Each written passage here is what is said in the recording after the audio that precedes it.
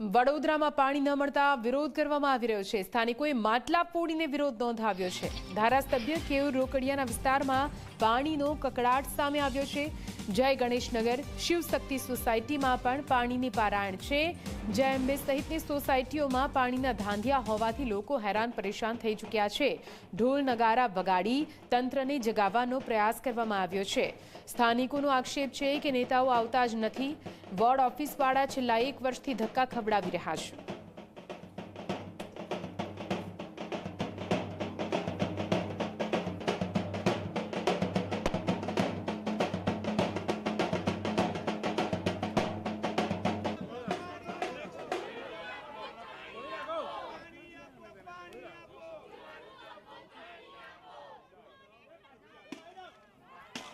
તો આપ જુઓ વડોદરા મનપા તંત્ર કેવી રીતે નઘરોડ બન્યું છે। વડોદરામાં પાણીનો કકળાટ આજે પણ જોવા મળી રહ્યો છે। વર્ષો જૂની વડોદરાની આ રામાયણ છે, જ્યાં ઉનાળો આવતાની સાથે કઈ રીતે પાણીની પારાયણ શરૂ થઈ જતી હોય છે।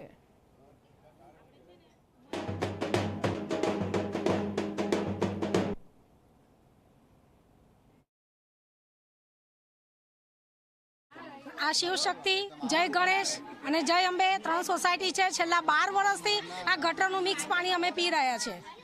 કોઈ અમારા એરિયાના કોઈ કોર્પોરેટરો કે કોઈ અહીં જોવા આવવા તૈયાર નથી। આ હાઉસિંગ બોર્ડ છે એનો મતલબ એવો નથી કે અમારું કોઈ વેલ્યુ જ નથી। સોસાયટીમાં બધી સુવિધા મળે છે તો હાઉસિંગ બોર્ડને કેમ નહીં? પાણી વગર અમે રોજે બંબુ બોલાવીએ છીએ, ડેલી અમે બંબુ બોલાવીએ છીએ। એ બપોરે 3 વાગે બી આવે, 2 વાગે બી આવે। આટલી ગરમીમાં અમારે બંબુનું પાણી લઈને ભરીને પીવું પડે છે। આમ તો ગયા વર્ષની ઓગસ્ટ મહિનામાંથી પ્રોબ્લેમ છે, ગટરનો ચાલુ જ છે। આમ 12 વર્ષ થઈ ગયા છે। અમારે પાણીનો પ્રોબ્લેમ 12 વર્ષથી છે। અમે કેટલી વાર કમ્પ્લેન આલી છે, ત્યાં ઓફિસે જઈને એકવાર તો તોડફોડે કરીને આવ્યા છે। ઓફિસોમાં પાણી ગંદુ રેડીને આવ્યા છે અમે। અમને પાણી પણ ઓછું મળે છે અને ગંદુ આવે છે। પાણીનો ફોર્સ પણ નથી। કોઈ આવતું નથી, કોઈ જોવા આવતું નથી। વોટ લેવાના હોય છે ને તારે હાથ જોડીને આવે છે, વોટ આપો અમને એમ, પણ પછી કોઈ જોવા આવતું નથી।